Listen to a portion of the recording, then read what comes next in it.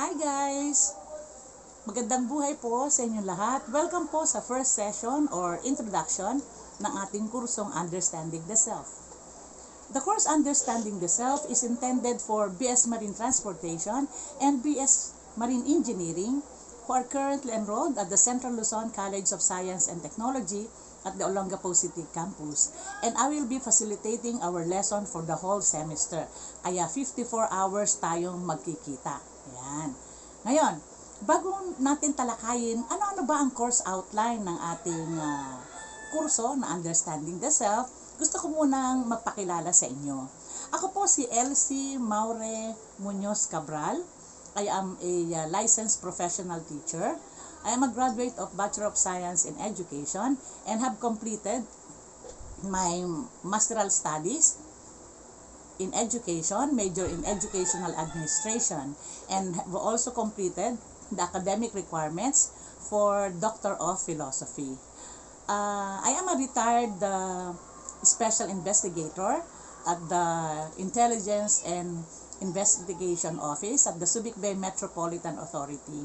And currently po, ako po ang VAUC officer or Violence Against Women and Children officer sa Barangay Gordon Heights, Olongapo City, kung saan po tayo po ay nagko-conduct ng mga inquiry o kaya po ay nag-iimbestiga ng mga insidente, incidents or complaints with regards to domestic abuse, violence against women, and violence against children.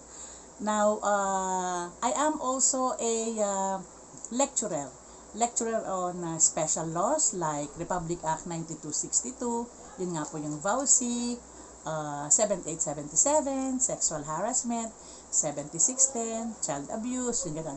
Tsaka yung latest po natin na Anti-Bastos Law o Safe Spaces Act. So lahat po ng mga special laws kung saan po involved o ang mga biktima po natin ay mga kababaihan at kabataan, tayo po ay naiimbita bilang isang resource speaker o kaya tayo po ay nagpapaliwanag ano ba talaga ang mga ito, ano ba ang mga iba't ibang abuso o karahasan laban sa mga kababaihan at sa kabataan.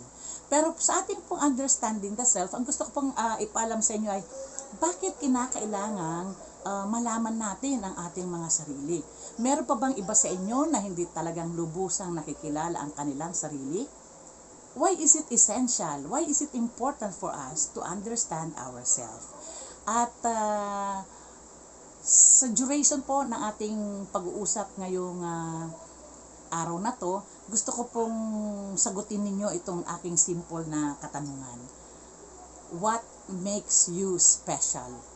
What makes you stand out among the rest? Yan. Pwede rin, what are your asset and liabilities? In short, pwede natin sabihin na, what are your strengths and weaknesses? So, simple lamang yung tanong natin, what makes you special? Ang ating pong Understanding the Self ay composed of 3 parts. First part po ay yung Understanding the Self ayon sa pananaw ng mga iba't ibang disciplinal perspectives, kagaya po ng mga anthropologists, mga sociologists natin, at saka mga psychologists.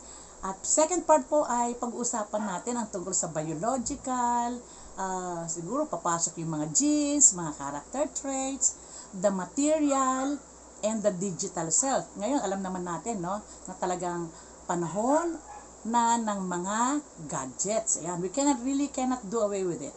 At ang third part po ng ating kurso ay we'll be having some goal setting, lalong-lalo nga, karamihan sa mga estudyante natin ay magiging seafarer.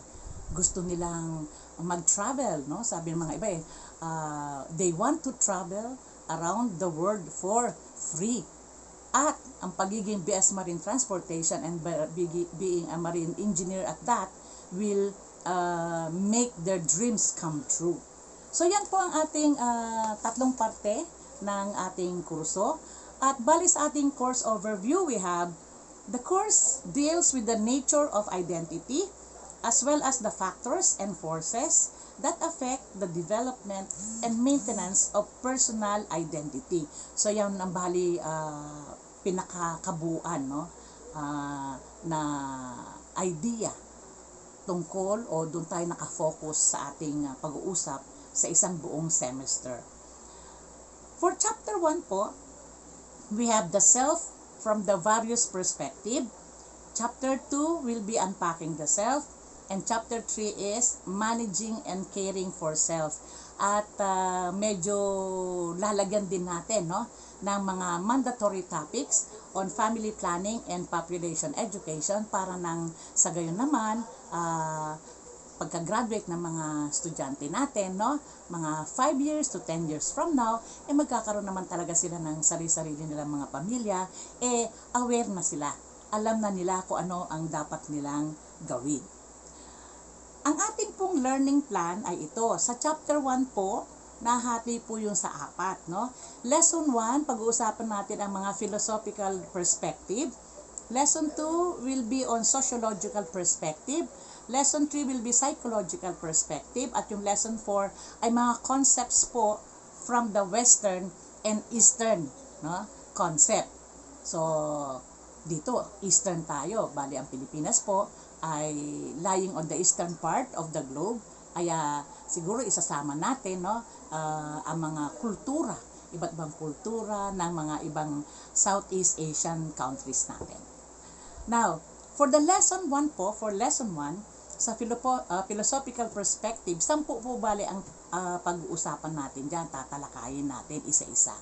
So, first we have Socrates, then Plato, Aristotle, St. Augustine, si René Descartes, si John Locke, David Hume, Immanuel Kant, Gilbert Ryle, at saka si Maurice Merleau-Ponty. So, 10 po yan na pag-uusapan natin, isa-isa po natin kukuhanin para na sa ganon ay later on maiko-compare natin. Ano ba ang sinasabi ni Socrates, Plato, or Aristotle with regards to the self, at paano naman yon, how will you relate it to your own perception ng self.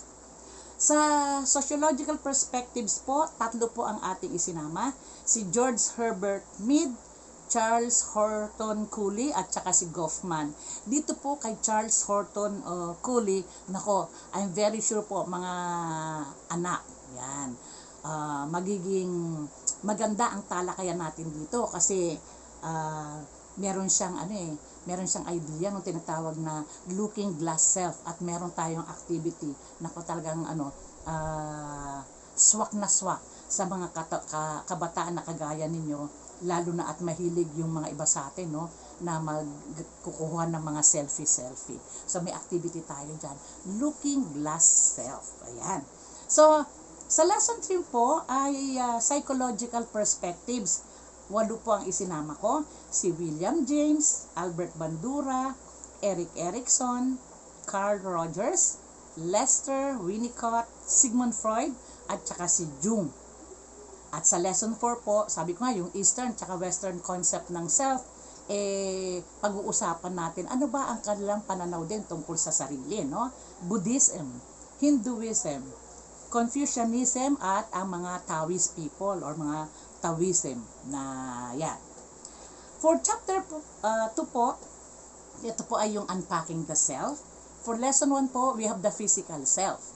And under the physical self po, pag-uusapan natin ang the stages of the lifespan. That is, pag sinabi natin lifespan, no, hanggang saan, no? So that is, pag pinag-usapan natin yon, mula yan sa from conception, sa panahon na paglilihi sa atin, hanggang sa panahon ng ating kamatayan. Maganda yun. And the factors that affects the physical growth and development of a person. We shall also be inspecting or talking about the body image and what is your concept of beauty. My concept of beauty will be different from yours, no? Ang maganda sa akin, maaaring hindi maganda sa iyo. O maaaring pwede rin hindi maganda sa iyo, maganda rin sa akin. Well, that's fine. But the thing is, what is your standard of beauty? Diba? Karamihan nga sa mga beauty pageant, tinatanong yan eh. What is the essence of beauty? Ayan. What is the essence of a woman? O, diba? Now, for chapter 2, ito po yung Unpacking the Self Lesson 2, this will include the sexual self. Kasama po rito yung mga reproductive system natin. Kasama na rin po yung isang magandang talakayan, ano? Ito pong tinatawag natin na SOGI, Sexual Orientation and Gender Identity. Ang hinihiling lamang po natin ay regardless of whatever gender you have, no? Or whatever gender our friends have, kinakailangan ng magic word. And what is that magic word? There should be respect. Ayan. So, cute yung lesson 2 natin, the sexual self. At sa lesson 3 po, ito yung material self. Ano ba kayo? Impulse buyer ba kayo? O, yung bang wag din maging, gusto mo nang bumili kaagad? O magkaminsan man, wala ka namang pera, pero gusto mong bumili. Bakit? Kasi yung katabi mo, o kumari mo, o kaeskwela mo, ay bumili. No? Hindi na ngayon mahalaga na ito ba, is this a necessity? O talagang wants lang? Tandaan niyo mag-iba po yung wants at saka yung necessity. What are the effects of material possession? Masyado ka bang engross sa mga mamahalin mong mga bagay o gamit kaya sa bahay? Ayan. Kasama dun po yan sa lesson 3, material self. For lesson 4, kasama naman dito yung ating spirituality. Ano ba ang connection mo naman sa Almighty? Ano ba ang connection mo sa ibang tao in terms of the religion? Kinakailangan ba kung ano yung religion mo? Kinakailangan religion din niya? O dahil yun ang religion niya, sasakop ka na rin doon? Yung ganon. Tandaan ninyo, ang pinag-uusapan natin ay faith. And when it comes to faith, kayo lamang po ang meron yan because that is your relationship with the Lord. Okay? So lesson 4 po yan, spiritual self. And for lesson 5, nako, very timely, no? Kasi by October, magpa-file na ng mga candidacy yung mga ilang politicians natin. Dahil next year, 2022, election day na. At ngayon pa lang, nako, talaga siguro, no, medyo maugong na. Sino ba talaga ang ganyan? Sino ba ang lalabas? Sino ba ang dark horse, green horse, o leading, kung ano man ang mababanggit nyo dyan. Now, political self. Magandang politics sa Pilipinas, para rin Ferris wheel, no? Nag-move on. So, what are the strengths and weaknesses of being a Filipino? Kasama po yan sa political self. And last po sa chapter 2 ay yun nga, dahil mahilig kayo sa mga gadget na yan, no, mga kabataan natin. Ito po yung tinatawag natin na the digital self. So, meron pa ng digital self, no? And this will include yung pagpo-post natin sa social media. Who among us have Facebook, Instagram, ano pa ba? Viber. Marami pa, no? Yung iba, hindi ko alam Meron pa mga dating, whatever. May TikTok. Ayan, yung mga ganon. So, what are the things to consider, no? Before posting? Bago kayo mag-post sa inyong mga social media accounts. Or, in sharing online. Yun ang mga bagay-bagay na underlying under the digital self. At sa chapter 3 po, dito siguro, not siguro, pero we will try, no? We will try to reconcile with your plans or your vision as a seafarer because we shall be setting goals. I will be helping you out, guys, to set goals in order for you to achieve success. Ayan. At siguro bibigyan ko rin kayo ng mga top 10 questions na frequently asked during interview. Yan, siguro yun ang help na maibibigay ko sa inyo. And how to take care of your health. Lalo na ngayon, tayo ay nasa pandemic na tinatawag, no? Sabi nga an ounce of prevention is worth what? A pound of cure. So, yan po bale ang matatalakay natin sa buong kurso po natin na Understanding the Self, which shall last for 54 hours. Kaya, stay tuned lang kayo dyan dito sa atin at every chapter po or lesson po na ating makukuha. I will try to make a video para after po ng class, meron din po kayong mabalik-balikan na discussion. Meron kayong mababalik-balikan na mga notes ninyo.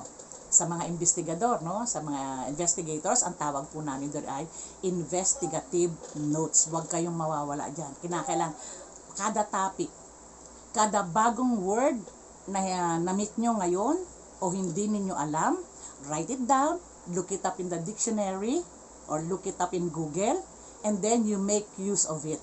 Every word lang, one word each day. Ilang araw sa isang taon? 365. E di meron na kayong 365 new words. So, for the year, ayun nyo yun, di ang talino natin. So, again, babalikan natin. What makes you special? At ang katanungan po na yan ay masasagot natin sa susunod pa nating talakayan. Kaya, katulad ng sabi ko, stay tuned. Salamat po sa pakikinig. Mabuhay. Ako po ang inyong lingkod, Ma'am C. Cabral, saying, till next video. Bye! Salamat!